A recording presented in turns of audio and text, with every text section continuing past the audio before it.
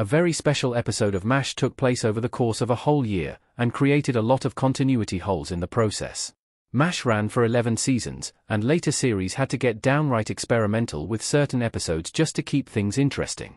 Alan Alda's Divisive Dreams was a horror-infused dive into the dreams and nightmares of the 4077th, while Season 8's Lifetime took place entirely in real time.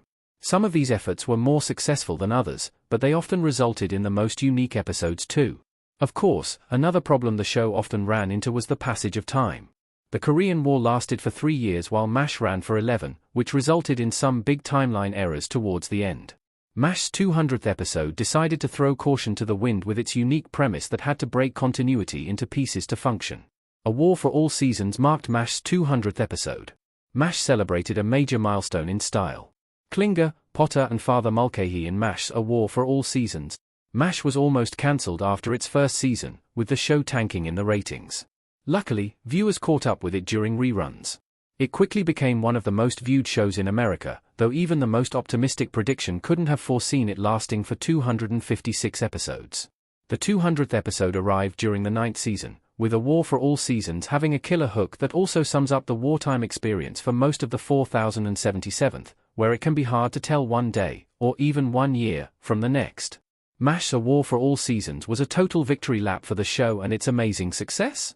Even during its final years, the dramedy was a ratings success, to the point where it only ended due to a majority cast vote. Thus, the 200th outing had to be a major event, giving all the main characters a spot and largely stowing the drama in favor of comedy.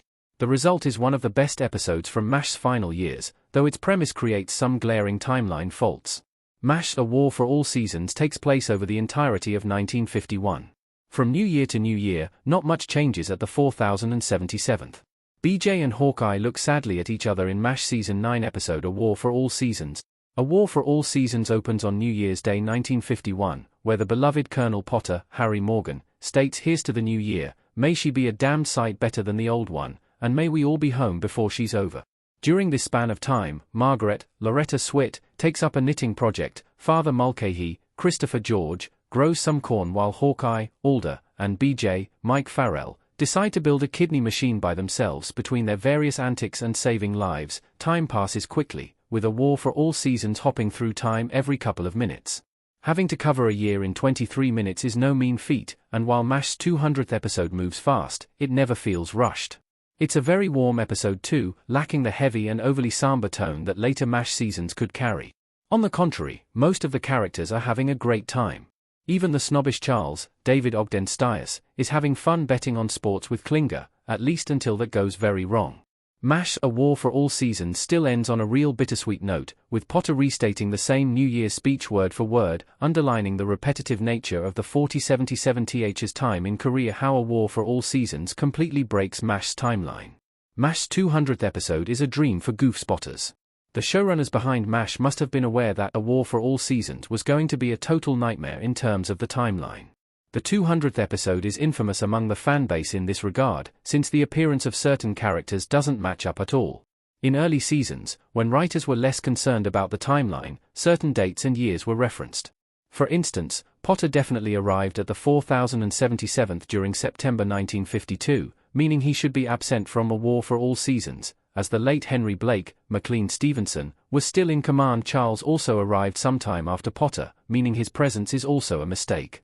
For MASH's A War for All Seasons to fully make sense, it would have had to bring back original cast members like Wayne Rogers Trapper, who left the camp in September 1952, with BJ arriving to replace him shortly after.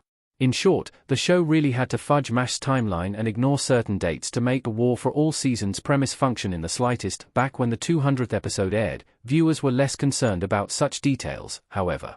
Looking back on MASH's timeline, there are some glaring logical gaps, but it ultimately doesn't matter much. A War for All Seasons was the perfect way to celebrate such a large important milestone, and the concept was just too good to let something silly like continuity get in the way.